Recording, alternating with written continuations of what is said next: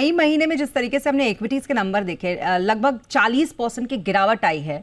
अगर हम महीने दर महीने की बात करें इक्विटी में इन्वेस्टमेंट की, तो इसके पीछे के रीजंस क्या रहे होंगे सर आपके हिसाब से?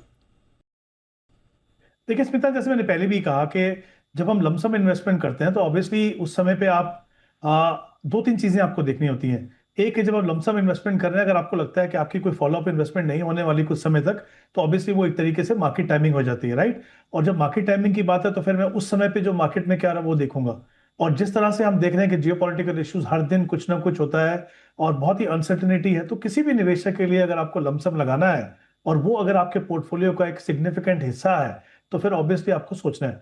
तो मुझे लगता है ऐसे में इनफैक्ट अगर इन्वेस्टर ने थोड़ा उसको पॉज किया, होल्ड बैक किया, तो कोई कोई गलत बात नहीं है, क्योंकि कहीं ना कहीं वो थोड़ी मेच्योरिटी भी दिखाता है। और क्योंकि जैसे मैंने कहा कि लमसम अगर है और उसका फॉलोअप अगर नहीं है, अगर मान लीजिए आप ऐसे निवेशक हैं, लमसम भी इन्वेस्ट कर रहे हैं, सिस्टमैटिक भी इन्वेस्ट कर रहे हैं, तो फिर उन उन निवेशकों को उतना फर्क नहीं पड़ता। बट अगर ये एक वन ऑफ इन्वेस्टमेंट होने वाली है या इसके बाद कोई लंबा गैप होने वाला है, तो ऑब्वियसली इन्वेस्टर्स देखते हैं कि किस तरह का सिचुएशन है अभी, उसको देख के फिर आप वो डेफिनेटली कभी कभी ऐसा होता है कि आप अपने डिसीजन को थोड़े समय के लिए टाल देते हैं कि जब आपको थोड़ी और क्लैरिटी देखने को मिले।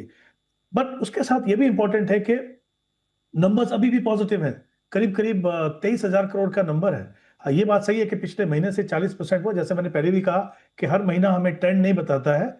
अगर ऐसा होता है और ईयर ऑन ईयर अगर मैं देखूं तो 20% ज्यादा है। पिछले साल में अगर आप देखूं इसी महीने में, तो उससे 20% ज्यादा है। तो इसका मतलब क्या है कि फेथ तो है।